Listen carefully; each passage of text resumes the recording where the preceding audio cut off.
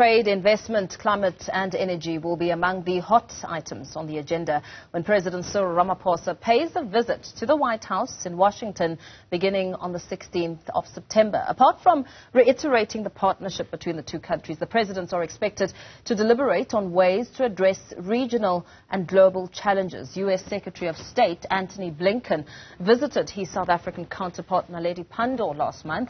Joining us now to give insight into the possible outcomes of the meeting is international relations expert Professor John Stremlau. Very good evening to you. Thank you so much for your time. I'd imagine as the two heads of state meet, what will perhaps also top the agenda is Russia's war against Ukraine, because the two countries have had differences when it comes to the approach on the war. I don't think so.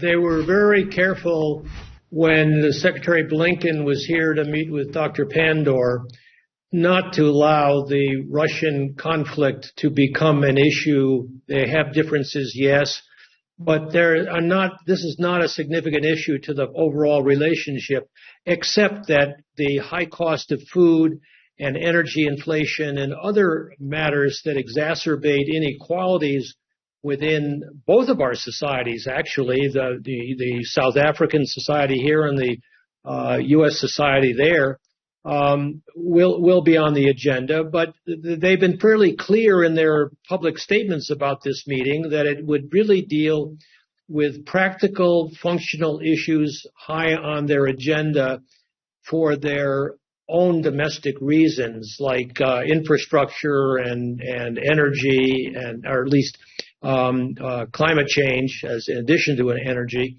and healthcare, education, those practical subjects that are of concern to voters. Don't forget, both of these men have very tough elections coming up in 2024.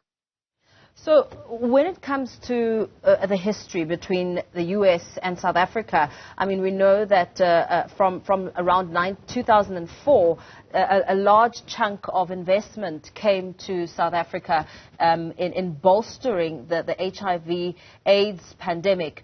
Talk to us about, the kind of relationship the two countries endure from the past and what perhaps may be crucial today when it comes to assistance, especially when it comes to Africa's transition from food insecurity to food security.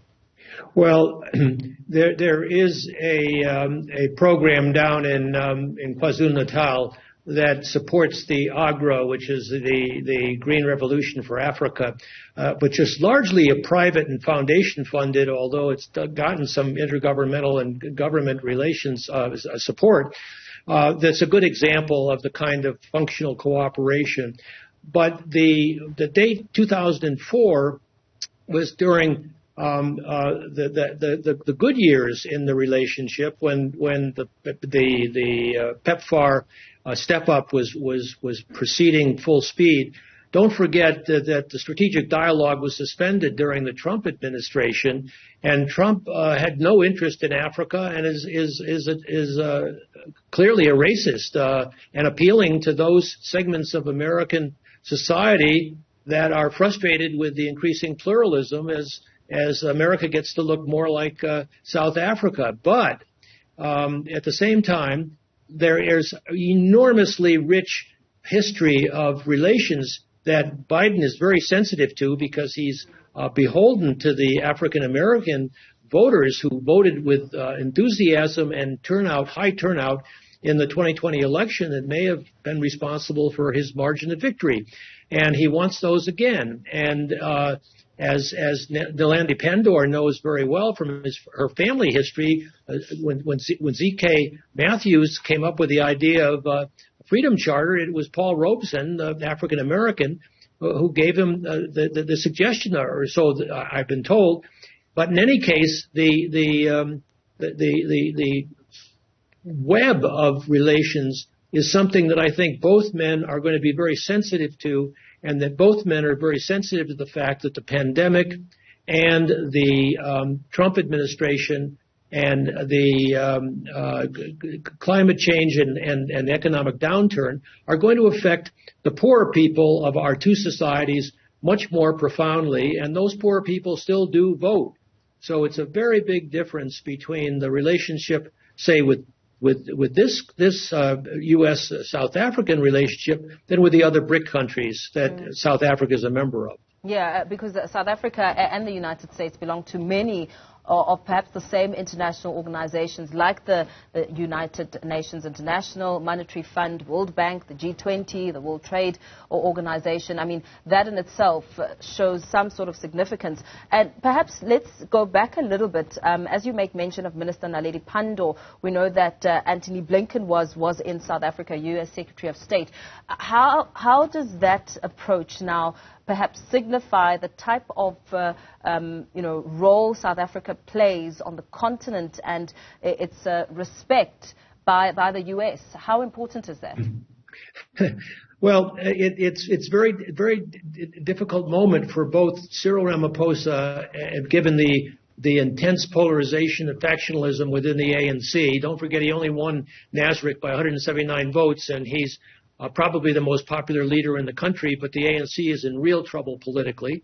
And Biden, given under the crazy electoral system that the U.S. has, if 100,000 or 150,000 votes had gone the other way, his 7 million, majority vote wouldn't really matter because the Electoral College is decisive. So both men are preoccupied with the inequalities that have been exacerbated in their respective countries, but also, all of these other multilateral forums are important, and they can discuss this.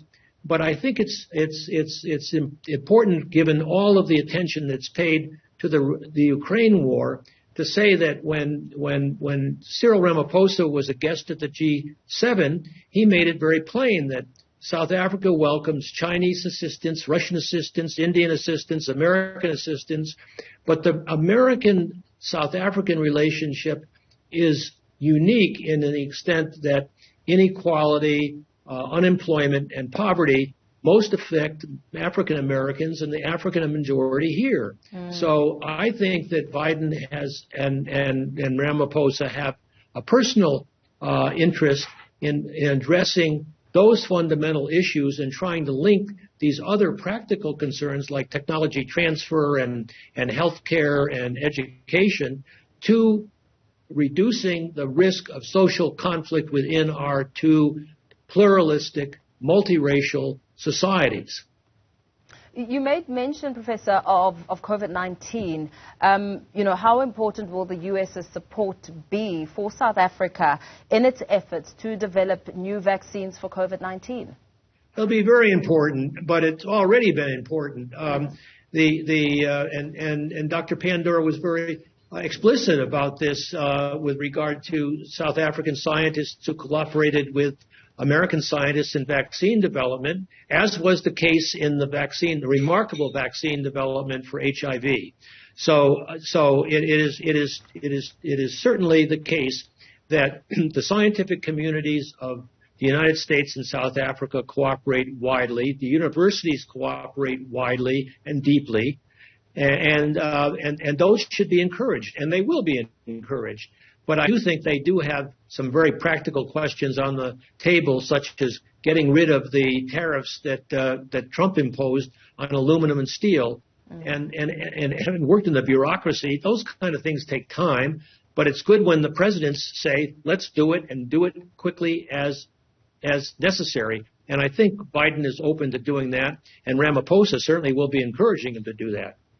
Very well. Thank you so much for your time. Perhaps let's leave it there for now. Professor John Stremlau speaking about some of the thorny issues that will need attention as President Cyril Ramaphosa meets his U.S. counterpart Joe Biden in about 2 weeks' time. In a moment.